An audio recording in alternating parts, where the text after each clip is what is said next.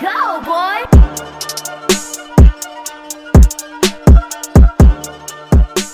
Welcome, ladies and gentlemen, to another movie review. And this time, we're talking about the Hitman wife's bodyguard, or Hitman bodyguard's wife, I think. No, it's Hitman's wife's bodyguard. Hitman's wife's bodyguard. It's a mouthful. It's a mouthful of a title.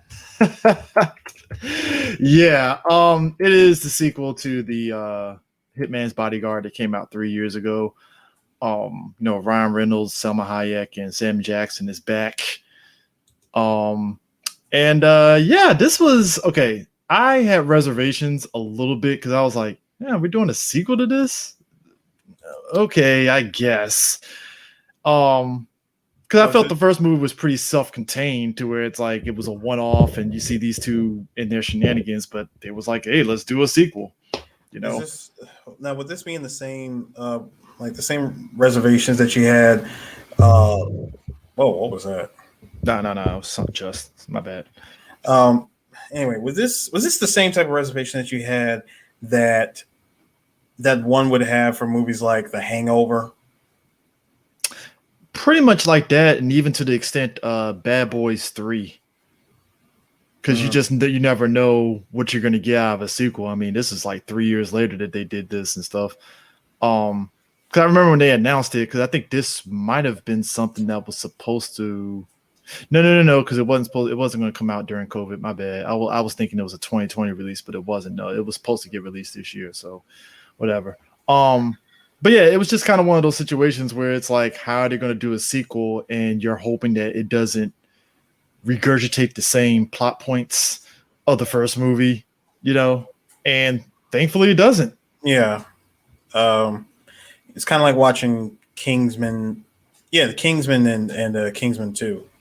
Yeah, they managed to up the ante and stuff. But the whole thing is that Ryan Reynolds' character, Michael Bryce, he's on sabbatical because, of what happened at the end of the first movie. He's lost his license to be a bodyguard and stuff, and he's kind of just out of it. And in the meantime, Darius Kincaid, Sam Jackson's character, has something happened to him, and his wife, Sonia Kincaid, played by Salma Hayek, basically needs Michael to help him out, and shenanigans ahoy, and we get Antonio Banderas as the main bad guy. Was it Aristotle? Yeah, Aristotle. Was it? I don't know. He's a Greek mafia kingpin, basically. I will say about Antonio Banderas, he killed it for me. Oh, he was hilarious. Like, he was great. I've always loved to see Antonio play a bad guy, and the way he played this one, I thought was not only hilarious, but you did a good job, sir. I can tell you were enjoying the role. Oh yeah, you also obviously get the obligatory him and Salma Hayek having moments and stuff that kind of is like a wink and a nod to Desperado. Like Desperado, Once Upon a Time in Mexico, that whole shtick. Yeah, it's like we get to see you two again. Yeah. This is okay. It's a joke in the movie and stuff about an old movie, Overboard. I'm not going to spoil what the plot point of it was, but they make a little joke about that movie and stuff in the film. And it's hilarious because this character is just like a moderate hit. No. A minor classic. A minor classic. That's even worse. It's in a minor classic. All right. So check this out. This movie, you know what? I dare you to watch this movie and not laugh, because from beginning to end, you're going to be cracking up. Oh yeah. I mean, it's just they are running on 100 the whole way, even to the extent of Frank Grillo playing like the Interpol agent that's just fed up of being over there working alongside these, Interpol and all that stuff. He's like, I just want to go back to Boston, man. Can you help me out, please? Please, just do this. It's like, you guys don't even have good beer here. I just want to go home.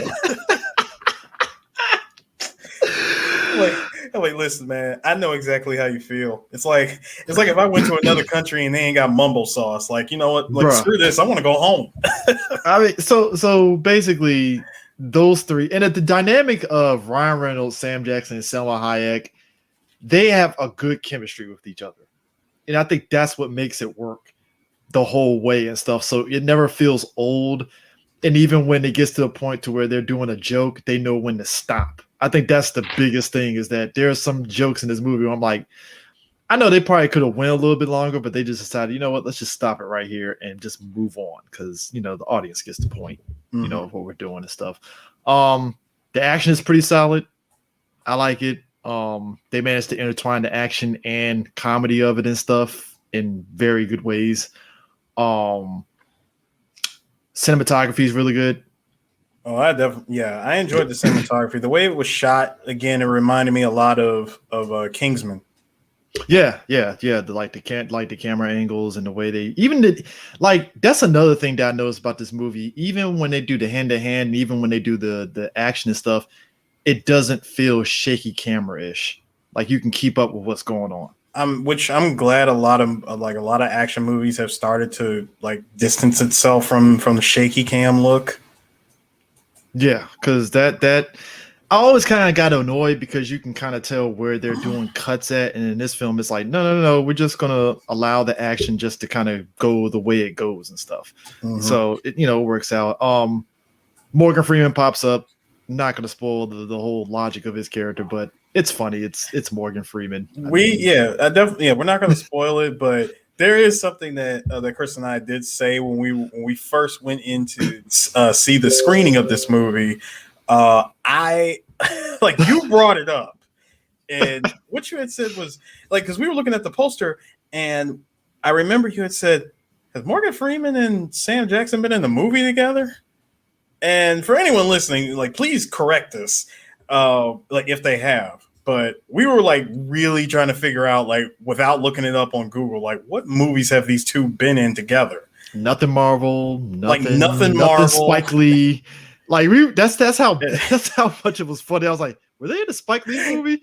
I think you was like, nah, Spike Lee has never tapped him for. No. I said the other thing that made you laugh, which was a good joke.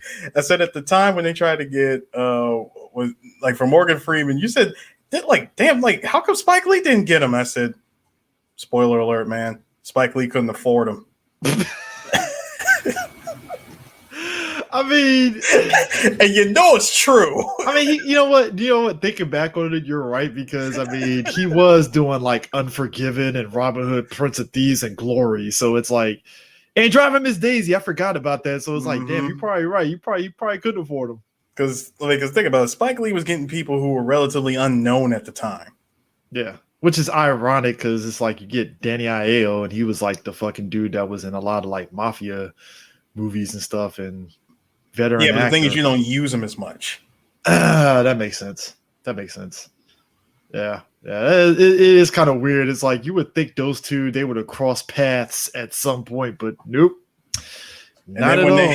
And then when the scene finally hits, and both you and I cracked up in the theater, I was like, "They did it! Finally!" I'm like, thank you. If I've never seen one, you finally did it this time, and I can appreciate that. Yeah, and I think it's one of those situations where it's like when I'm watching this film and I'm seeing the way the storyline plays out and stuff. I can see them doing maybe a third one because if you these studios, obviously the studios want to go for a trilogy. Clearly, you already know a third one's coming. I know it is just based off of how silly this movie is. Yeah. Not silly in a bad way, but silly as in this is fun. It's silly as hell, but this is a fun movie to enjoy. I definitely, you already know for a fact that there's a sequel coming without any sequel baiting. Yeah, because even the first movie, the way it ended, it was just like, they prevailed and yada yada yada, and it's like, all right, cool, that's fine and stuff. Which is ironic because this is the same director that did Expendables 3, which ironically is the weakest of that trilogy, and yet I kind of still like it though. Like it ain't better than 2. Don't get it twisted. It is not better than 2. Nothing will ever top 2. But yeah, I still enjoy it though. Like it's not bad. It's just kind of like, it's a movie. It works. It's that third. You know how it is, man. It's third sequel. Like it's Back to the Future. You know what? It's Back to the Future 3. It's Back to the Future 3. You don't hate it. It's enjoyable to watch, but it ain't Back to the Future 2, man. and you know that they filmed like, unlike this movie, you can tell with Back to the Future, you know that movie was shot like, was it part 2 and 3 were shot back to back. Well, I think that was the intention back Yeah, then and stuff. It was like, but because I like mean, with the especially with the third, way 2 ended, it was like, oh yeah, we're yeah, going to Old West, and they gave you the preview to 3, where it's like, hey, they're going Wild Wild West, guys. but with So this, like, but with the director of this one, and again, that is shocking because when I really think about it, I go, for a sequel this good, how the hell did you do Expendables 3? yeah, I mean, That it that was I gotta go. competent. No, that I have to go back and pick up the unrated version. I need to watch that one. I need to watch that just to version. enjoy it. I need to watch that version just to see what the big difference is and stuff. But It's it, just it, it it's basically a non-toned down violent version of the movie. oh, okay. But yeah, I think my shock with this one is like Bad Boys 3, where you kind of go into it expecting like, they're just gonna kind of go basic with this shit and stuff, and then you just kind of come out like, oh, the jokes are funny. Oh, the action's pretty good. Huh. I'm shocked. What happened here? And maybe it is a 3-year gap that they took between films that it helped instead of it just doing an instant cash grab sequel. Right. That could be the thing, But yeah, it's just it's nothing really much to say about it and stuff. It just go into the film when you see the poster and stuff. I swear to God, I thought that was Eric Roberts, and I couldn't tell that was Antonio Banderas. Like if you look at the picture, look at the poster, you're gonna think that's Eric Roberts. Because at first I was like, why is Antonio Banderas' name on there? That looked like Eric Roberts, and I was like, oh, that's Antonio Banderas, and he does look like fucking Eric Roberts, like on the cover with the glasses and everything. That wig he was rocking. That's all I'm gonna say. We have to give a shout out to Salma Hayek because she stole the movie. She stole the movie easily. Like I've seen her. It's funny. Salma Hayek. It's between her and old boy's wife. Michael Douglas' wife. God damn it! I can't even think of her name. Jesus.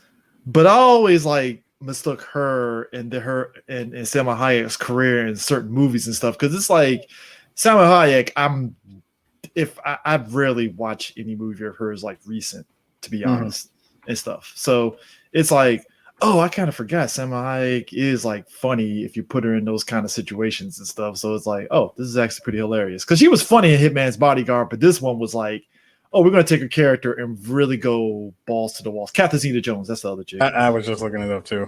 Yeah. No, it hit in my head immediately as I was talking. I was like, oh, Catherine Zeta-Jones. But yeah, that's the thing. Is like they gave her some comedic beats and she stole it. I mean, even with her in the action, it's like, oh, she's actually pretty good in this. Yep. So, yeah, it's nothing much to really say about this film. I mean, I don't really have anything else extra and stuff. I don't know if we missed anything. Like I said, action, cinematography. Yeah, we mentioned the action. I mean, all the action shots were really good. Cinematography shot very well. The sound design was really good. Oh, shoot, what else?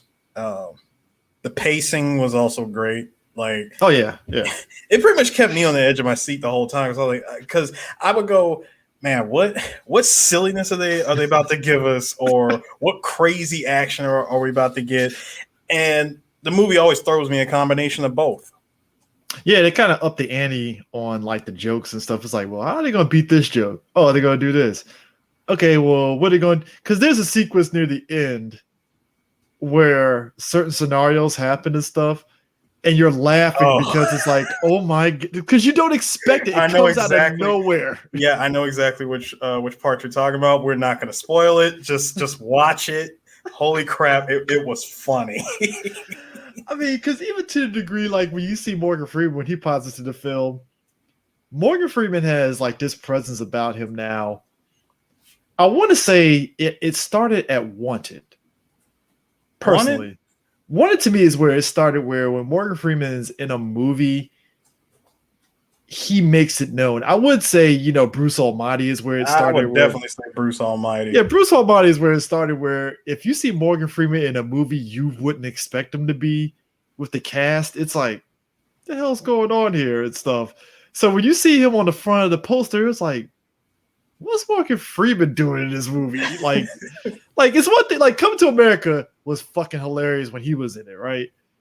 But this was just like, okay, movie, let's see where this goes. And it's like, oh, this is perfect. When I saw his picture in the poster, I said, all right, he's not going to show 2 minutes in the movie total.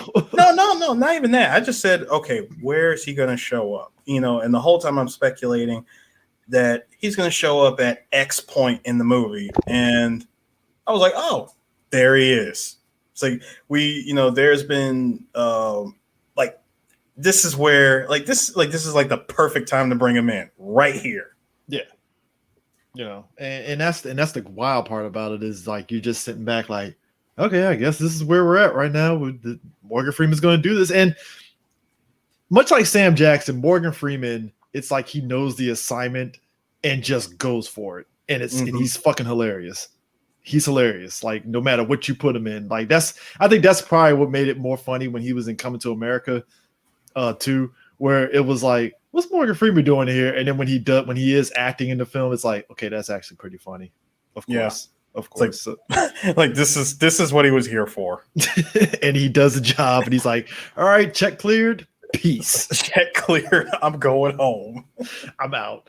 So but yeah, you guys will definitely enjoy it. I can definitely see them doing a third movie and stuff. It's funny too because this was all like an overseas production. They didn't film none of this stuff. This was all, I think, was it Italy, UK, and I think Croatia. They filmed this movie in. So mostly Europe. Yeah, mostly Europe and stuff. So yeah, I could see this movie doing pretty good in the box office and stuff, and being like, hey, let's do a third movie. And it's like, all right, I'm ready for more Ryan Reynolds and Sam Jackson and Salma Hayek shenanigans. Let's go. But my question for that is, especially when it comes time to do a third movie, where can you go at this point? Because I said that after the first movie. No, I mean, see, with the first movie, if the first movie is like, self-contained in one location, that's one thing. Because the sequel, you're always expecting them to go overseas. See, but now that you've been overseas, do you take it back to the United States? Go now? Do you take it back to the United States and have them doing some crazy shit in the United States? Or do you pull the Rush Hour 3, have them go back to America, back overseas, and then go to a whole other part overseas? Who knows? I mean, or tie it back to the first movie in some weird way. That's another thing that movie studios tend to do. So yeah. But anyways, definitely go check it out. Go see this movie, please. Oh, dude, trust me, I'm one of those. Definitely go check it out. You'll definitely love it and enjoy it and stuff. So, at any rate, we will catch you guys for another movie review later.